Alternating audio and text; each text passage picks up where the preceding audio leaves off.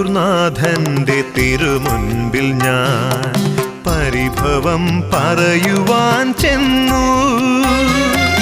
ഗുരുവായൂർനാഥന്റെ തിരുമുൻപിൽ ഞാൻ പരിഭവം പറയുവാൻ ചെന്നു.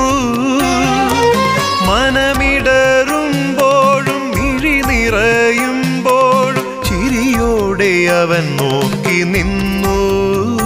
ഞാൻ ചിരകാല വ്യഥയും മറന്നു.